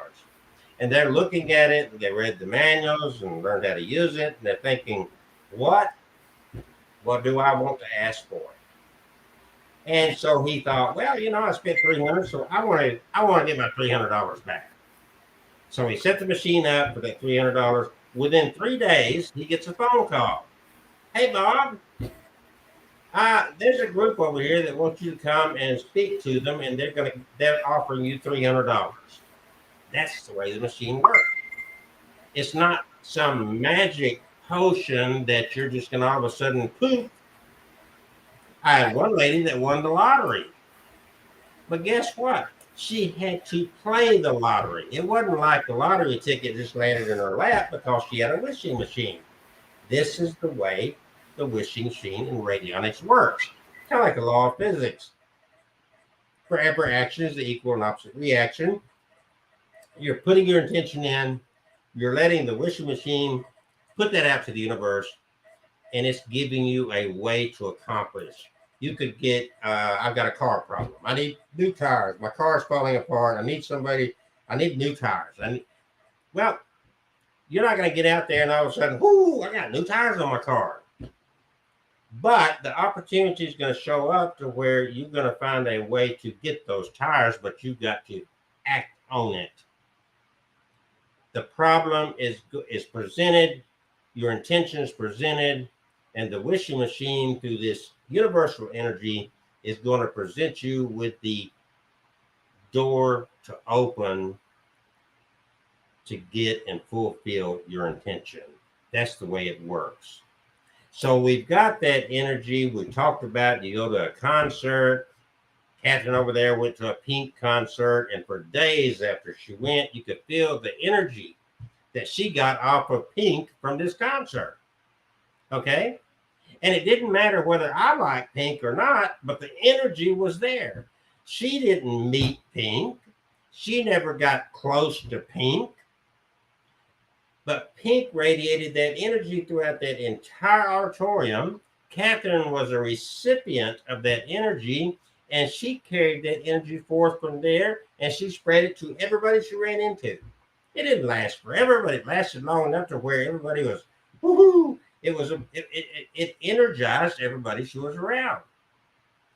This is the way radionics works. This is the best explanation I can give you, because in reality, it's just like prayer. It's hard to define how does prayer work. But people like Kevin is going to say, it works. Don't question it. It works. If it works, why question it? I'm trying to come up with as many ways as possible to help people to understand. Playful Rain says Pink is absolutely amazing. Catherine will agree with you, by the way. I'm not knocking her. I'm just saying, bottom line is that energy exudes. Just talking about this brought forth, look at the fire. Is it not a big smiling face? But Playful Rain got energized from just that little brief conversation we had there. This is the way radionics works. This is the way the wishing machine works. So, and on top of that, as a practical, probably getting feedback. Turn your mic off. I also wrote this book on get what you want. And you see those two big bags of money, right? The reason I got involved in the wishing machine and building these and designing my own style and version of the wishing machine is because it worked for me. During the pandemic of 2020, things came to a screeching halt. To do events and whatnot, and all of a sudden it's like everything's closed down, not much happening, and I am looking for something to stay busy and generate, of course, income. And I cannot tell you today exactly how this idea came to me, but in July of 2020, the idea came to me, and I put together the components to build a wishing machine. I had one big wedding over in Mississippi that weekend. So I kind of set this stuff out. I kind of had it laid out in my head how I wanted to put this together, but I had not built it. I just had some of the components on my desk. It sat there while I went to do that wedding in Jackson, Mississippi over the weekend. I come back, and before I completed the machine, within just a few days, my world changed 180 degrees to the positive. I needed help. My wife was very ill. I needed help with a caregiver. And all of a sudden, the opportunity came up through this agency, kind of showed up from nowhere. We got help. And the phone started ringing, and I started booking. Things changed. So I put out and built a website about the wishing. It's like, this really works. I want to share this. Before I even built one, they started selling. And that I've shipped them all over the world. And I get, if you go to my website, and let's put that banner down here. There's the website. You can learn more about what I'm talking about there and read the reviews that people have shared. I didn't even ask for the reviews. They just showed up by people that bought these. So there you go, folks. The wishing machine. That is what I'm talking about. And I do have a book called Dating the Dead. You can learn more about that at datingthedead.com. I'm going to give a little video here and then bring Kevin back on. That's really all I want to talk about today, because I'm very excited about the wishing machine. Show them that box again, if you got it there, Catherine. I haven't finished writing my book on radionics, but this one is called a Trinity machine. It's got, and see, I haven't talked about the Tepaphone, which Actually, Tesla called the Tepophone a teleforce, and some people call it a death ray. I'll give you a little bit about that, but that machine is going to have a death ray, Tepophone, teleforce on it. That's one of the components. It's also a vampire machine, and it also is the wishing machine. So it is a full force, beefed up version of everything you possibly. Now, let me start. I mentioned the Tepophone, teleforce, but let me start with the vampire machine because a lot of people say vampire machine. Oh no! Well, I guess if you're into the kind of stuff we talk about, you've probably heard of a psychic vampire. What does a psychic vampire do? Sucks energy.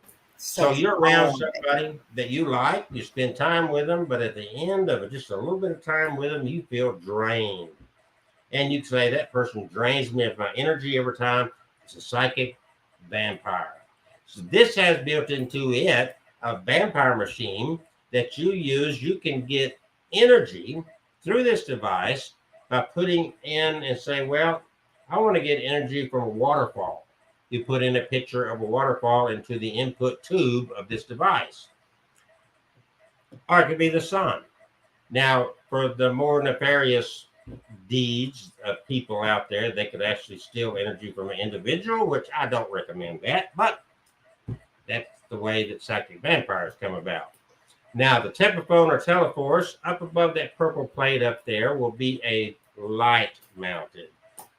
And let me kind of cover something there on that because the Tepophone is very fascinating.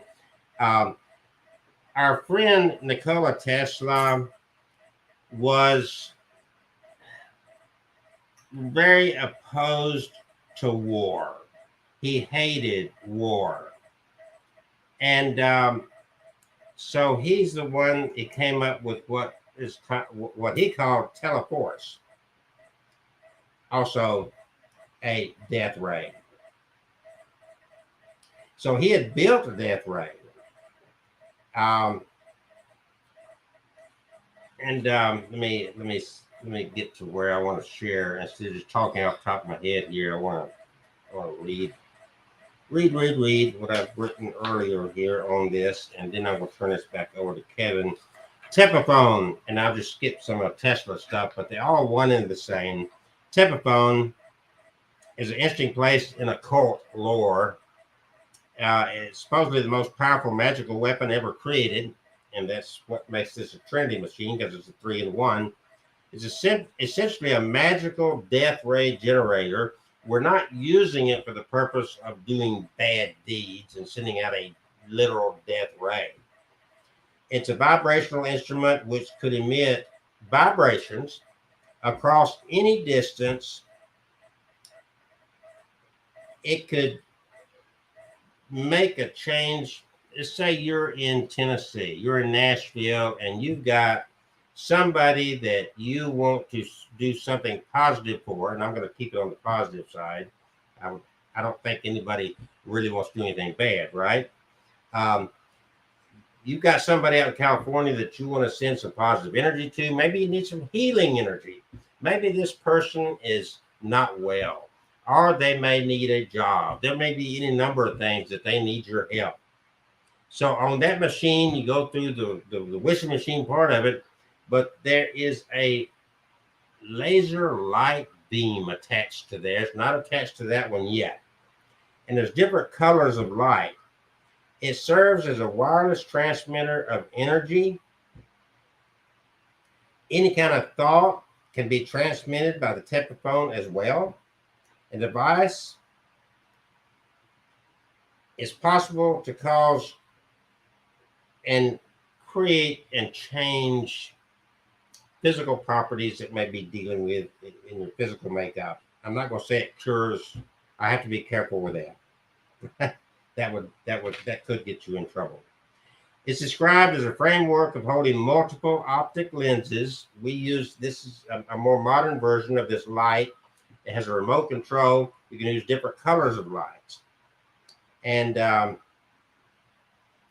so it sends out the emotions, the energy, You direct that light into the direction. If they're in California and you're in Alabama, you're going to aim it toward the west. If they're in New York, you're going to aim it to the northeast, and so forth.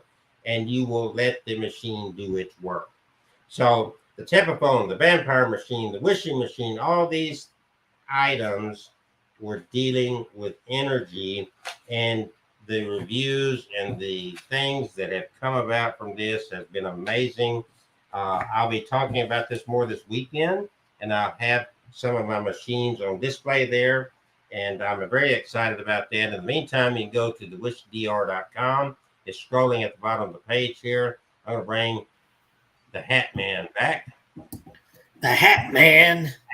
Back, but let me play this little video before we go on, and we're going to have about roughly 20 minutes or so there. And so one little plug video, and then we're going to go back to Kevin Abel's brother Kane.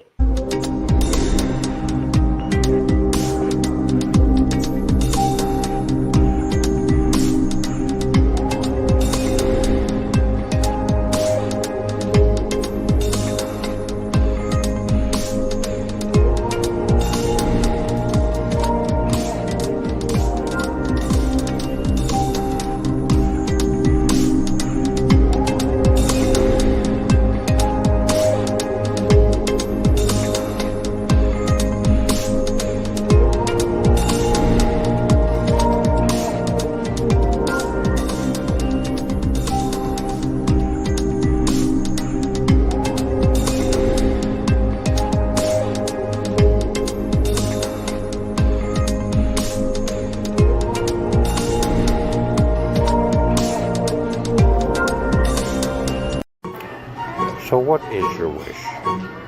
Do you have a wish? I am the wish doctor.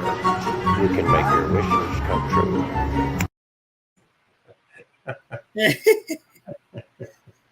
All right. So Paper Rain says, yes, pink is very amazing. At the very least, folks, if you want to learn how to get what you want in life, I highly suggest this little book that I just happen to be the author of. It's very inexpensive. You can get on Amazon, or you can order it. If you want a copy, get a hold of me, and I'll make arrangements to send you an autographed copy. You can Venmo me a small fee I get for these books and a little postage to send it to you. Well worth it. This little manual on getting what you want. It's good on its own, and it's a good companion to the wishing machines. So there is my plug for the night, even though I gave him an entire hour. Listen to it. Oh, I didn't talk about one device on the Trinity machine, and that is the Tesla coil. The Tesla coil, which I did refer to, but it's used on the wishing machine of the Trinity machine as an amplification method on an input plate to help to send out in a more powerful way, an amplifier, if you will, your intention out to the universe. Again, I call it the law of attraction on steroids. And it works. That's all I say. Happy Hanukkah. All right. I'm going to share a few more of these here creepy haunted doll stories. In case there's any of those creepy haunted doll folks still tuning in out there. Tune it. This next one that I had a couple of them up here, so we got just enough time. There's one from Australia, down under. Australia. And I like Australia. I like her name is Letta. Let me get her picture up here. There she is. I like the funny name they gave her. Letta me out. Let you out. That's creepy looking dolls. Yeah. So let's hear her story right quick. Letta Me Out is well known amongst the paranormal community as being one of the most haunted dolls in the world. The doll, which currently resides in Australia, is surrounded by quite a bit of mystery. While the doll sports exaggerated facial features, giving it a wicked look that is off-putting to many, this haunted doll may not be as bad as its evil appearance suggests. Letta's story can be traced to the small town of Wagga Wagga in rural New South Wales, Australia. It was here during the 1970s that a young man by the name of Kerry Walton decided to explore an abandoned house with his brother. The two men had always been inquisitive over the property, having heard countless stories of it being a haunted house as kids. It was within this house that Kerry was to make a shocking discovery. Underneath the floors of the decaying property, he spotted something sinister, which at first glance looked to be the body of a dead child. Upon closer inspection, Kerry had discovered a strange doll with a wicked grin. Kerry felt compelled to rescue the doll from beneath the house. It was on the long drive home to Brisbane that these brothers were to dub the doll Letta Me Out, after making jokes that the doll appeared to be moving within the sack he was being transported inside of. Kerry's family were understandably apprehensive towards the doll when he was first brought home, yet it was the strange activity to follow that really had them unsettled. It is said that the Letta Me Out doll would move around on its own accord, with strange scuff marks apparently left from the doll's shoes were found around the house each morning. In addition, some people had an aversion to the doll's presence, feeling sick, faint, or overcome by emotion when the doll was around. Animals, namely dogs, would act strange around the doll too, trying to bite and attack it. Because so many strange occurrences had happened surrounding the Letta Me Out doll, his new owners became curious as to what they could learn about the mysterious children's toy. To their surprise, experts were able to date the doll at around 200 years old by analyzing some nails held under the doll's feet. It was also speculated that the doll had been handcrafted somewhere in Eastern Europe, likely in Romania, judging by the doll's gypsy-like appearance. Interestingly, the doll even has a full head of human hair. In addition, the doll was taken to a psychic for analysis. The psychic came up with some compelling information, which has been reiterated by other psychics throughout the years.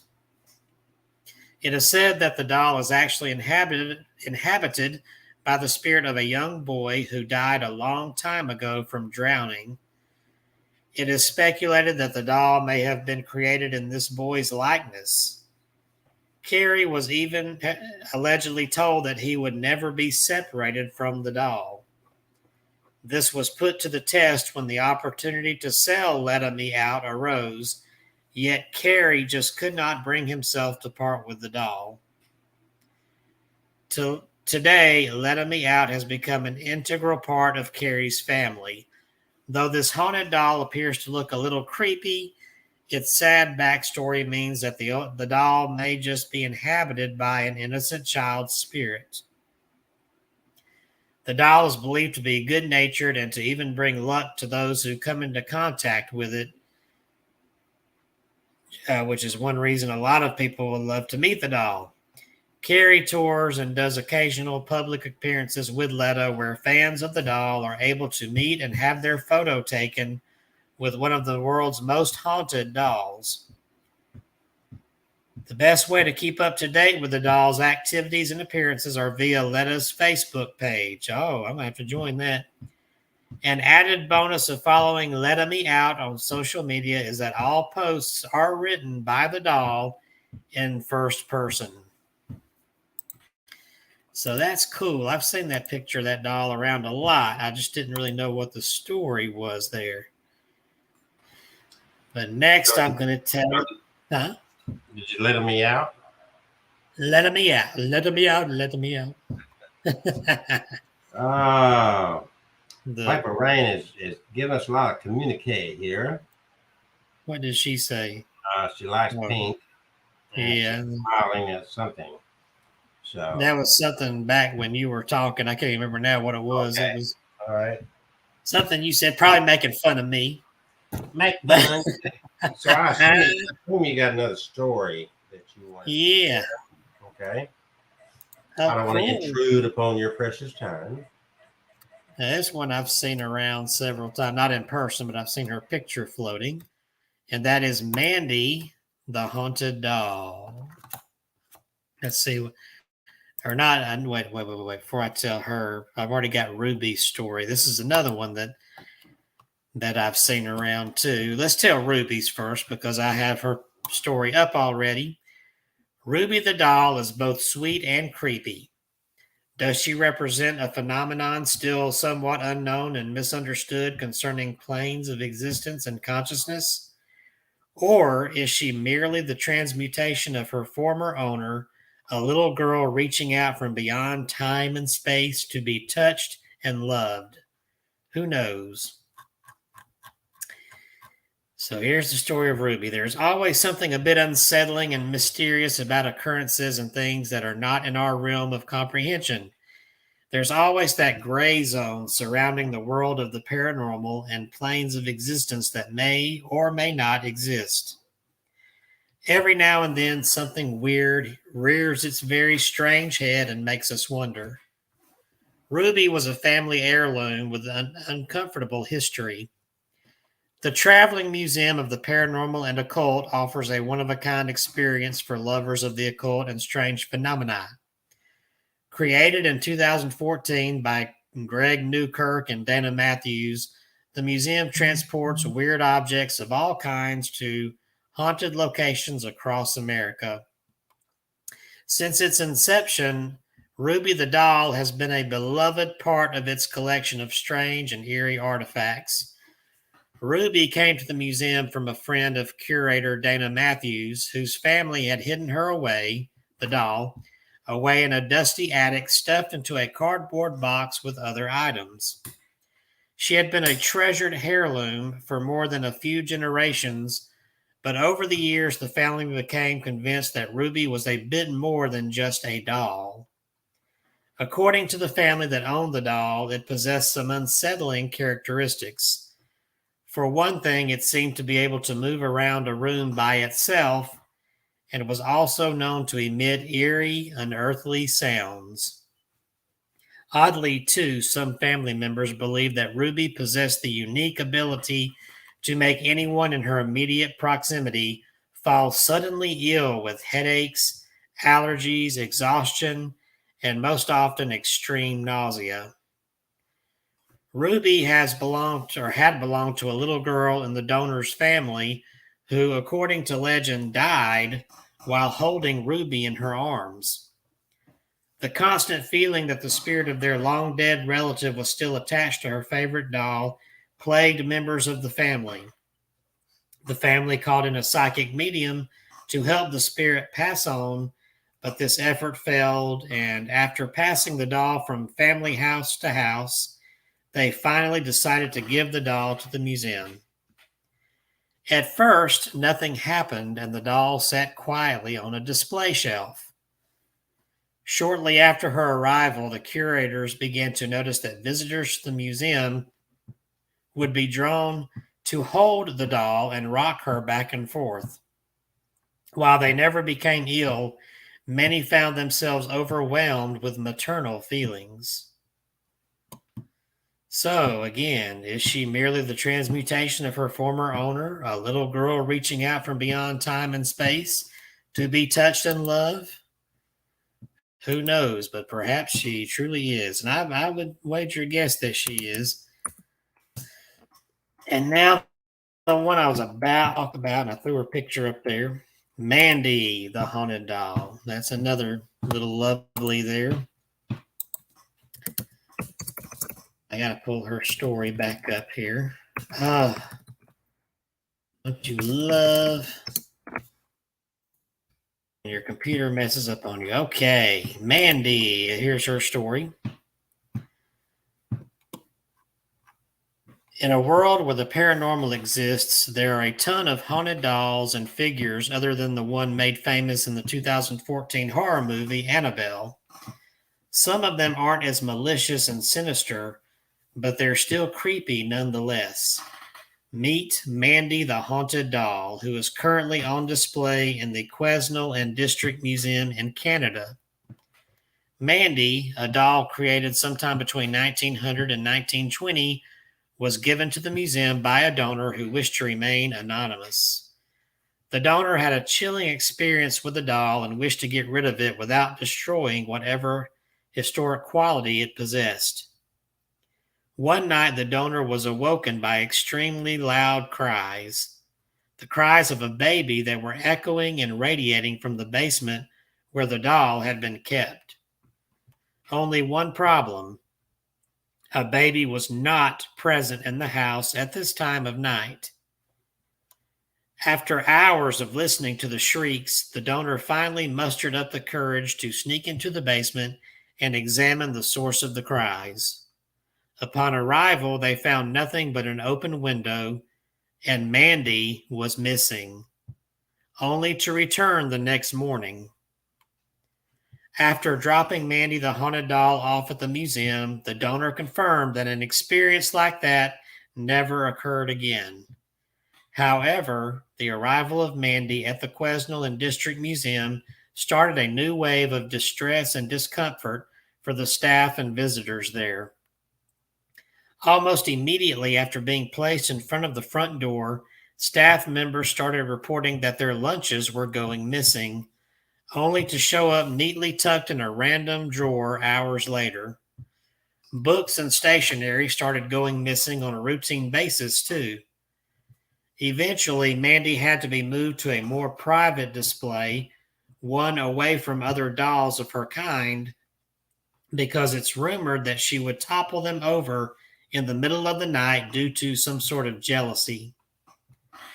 Mandy the Haunted Doll was heavily featured in a 1999 issue of Supernatural Stories around British Columbia, and that's when people started flocking to the museum to see the haunted doll for themselves.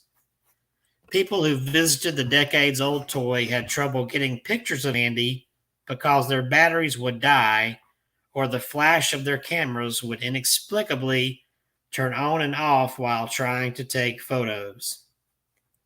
Psychic investigators who have visited Mandy state that the doll is most likely possessed by the spirit of a young little girl who only wants attention from people around her. That's why the doll is only mischievous and never violent towards humans. I would love to meet this doll, Mandy the Haunted Doll.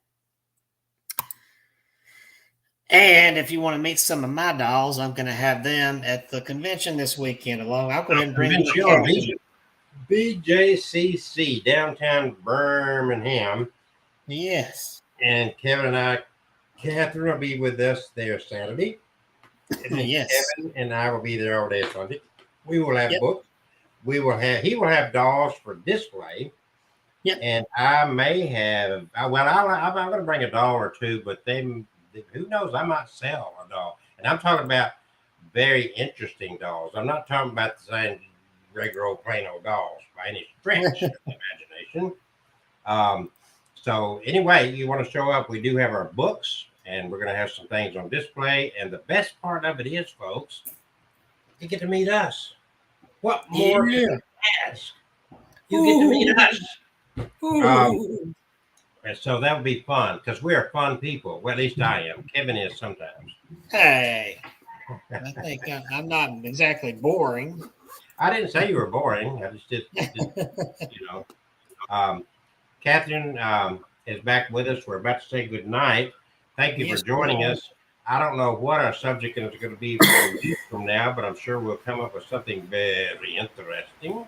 Yes. We could talk about, I know a subject we never have covered, Kevin. What's that? Horror stories about war. Soldiers that had these interesting stories about paranormal things that happened during war. You know what I'm talking about. Oh, I've seen some of those. Everything from ghosts to creepy creatures in caves that they've come across in Afghanistan, I believe. Ooh. We did a hunt over in what's the name of that place? Coleman. Coleman. Oh, Yes. Civil War. Yeah. Yes. And I was walking into the building and the house that we were staying in, and I turned around and walked out, and it's like there's somebody in there. Well, in their museum part, they had uniforms that were used. It wasn't duplicate uniforms. They had, of course, ammunition. They had a lot of different things that were found in the area that were genuine artifacts from the Civil War, not Yeah. gaffs and replicas, but real deals. And there were some interesting things. Even flew my drone over that area as well. Shadowy figures. The guy that ran the place, he actually owns it. Let us spend the night in the museum park, and we did not do any spirit box sessions, but very interesting. Ooh. Don't forget, folks, you don't have to come to the BJCC tomorrow. I mean, this weekend. You can get your books from us by contacting us via YouTube, via Facebook, via our websites, whatever. And we'll be glad to make sure you get the book. Our books are on sale at Books A Million website, and also on Amazon.com and a lot of different places. So it's easy to find. You just Google our names and books and blah, blah, blah. Kendall. Kindle, he's got audio books and Kindle books Oh. as well. So he's got some good reads. I'll vouch for that. I've read two or three pages. And I'm looking forward to spending the weekend with Kevin down there. So we'll do some live streaming there, and we're going to have some fun there. So look forward to it. Yeah. Hope so. Are y'all ready to say good night? I guess Good so. night, everyone. Good night, Bruce. See you in June. See you guys in June. I'm not going to talk to you anymore in May. Okay? Yeah. June is when I'll see you next. Yep.